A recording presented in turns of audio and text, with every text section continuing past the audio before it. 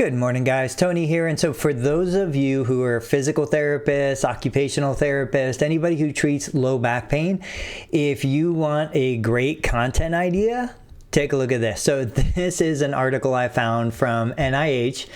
And anybody who has any understanding of pain science, I think you're going to find this really interesting. So if we look at what causes low back pain, what I'm telling you, what I'm suggesting to you is you get this article, you do a screen share just like I'm doing, and you talk to your ideal client about this section of the article, because this is all biomechanical stuff. There is no psychosocial, there is no other component of context. And if we know anything about pain science, we understand that it's multidimensional, it's complex, it's far more than just biomechanical. But looking at this real quick, the most acute low back pain is mechanical in nature, meaning that it is disruption in the way that components of the back, spine, muscle, intervertebral discs, and nerves fit together and move. Really? Some examples of mechanical causes of low back pain include, now at least they say mechanical causes, at least they say acute low back pain. But still, there's so much more to it than this. So congenital, right?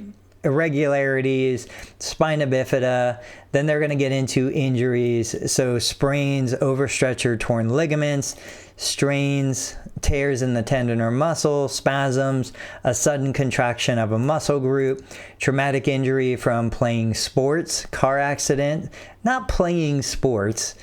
Anyway, car accidents, falls, degenerative problems. So intervertebral disc degeneration, spondylosis, arthritis, or other inflammatory disease conditions in the spine, including osteoarthritis, rheumatoid arthritis, as well as spondylitis and inflammation of the vertebrae. Like, this isn't really acute. Nerve problems, and then non-spine sources, kidney stones, endometriosis, fibromyalgia, tumors, pregnancy.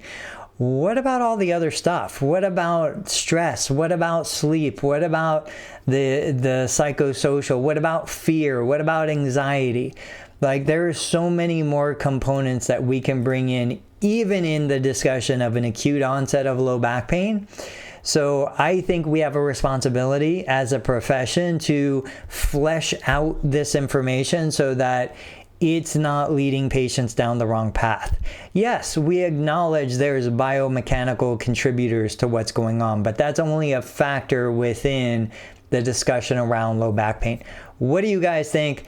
I'm not the low back pain expert. I don't treat low back pain on a consistent basis. So I'm just throwing out there this information so that other more experienced clinicians can take this down the right direction. I'll catch you guys on the next video.